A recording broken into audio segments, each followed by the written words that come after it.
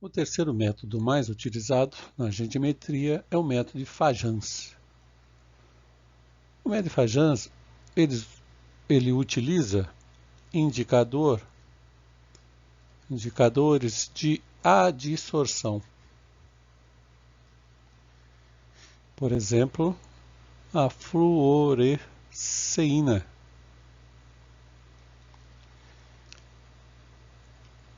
Ele é um método direto.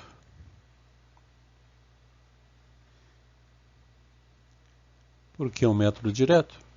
Porque a quantidade de Ag+ no ponto de equivalência é igual à quantidade do halogênio ou do íon que você está querendo determinar.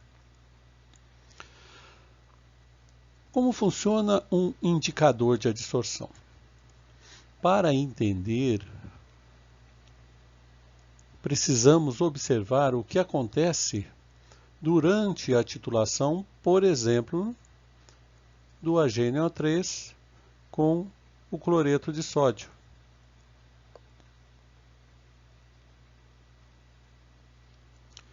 Nós temos dois momentos bem distintos durante a titulação.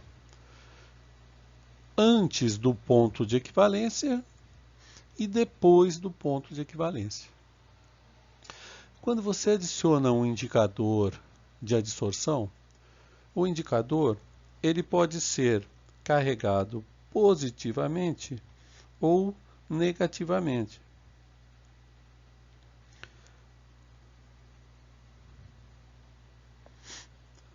Vamos supor que você esteja trabalhando com um indicador carregado positivamente.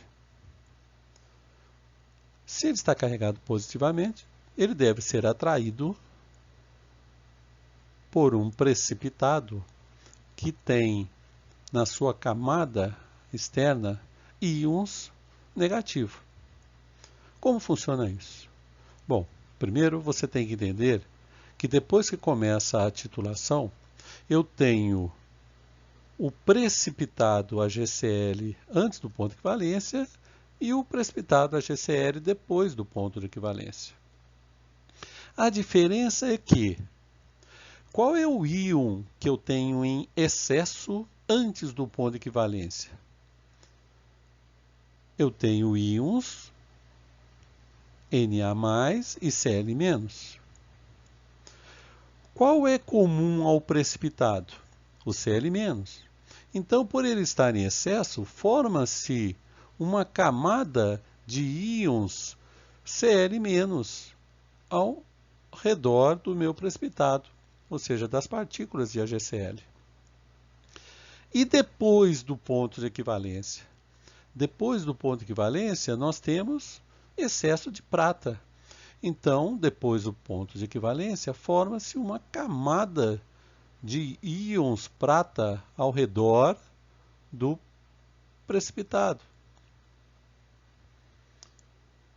Bom, se o meu indicador ele é positivo, ele vai ser atraído aqui.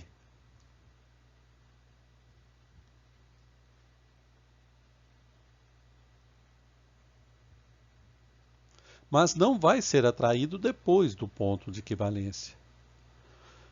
O que estamos observando aqui é o seguinte, olha, antes do ponto de equivalência, o meu indicador está adsorvido na superfície do precipitado. Depois do ponto de equivalência, ele não está mais adsorvido. Portanto, ele passou de uma situação para outra. E é exatamente neste ponto que há mudança de cor. Então, ele tem uma cor A quando ele está adsorvido e tem uma cor B quando ele não está adsorvido. Por exemplo, a fluoresceína ela passa de um verde amarelado, passa de um verde amarelado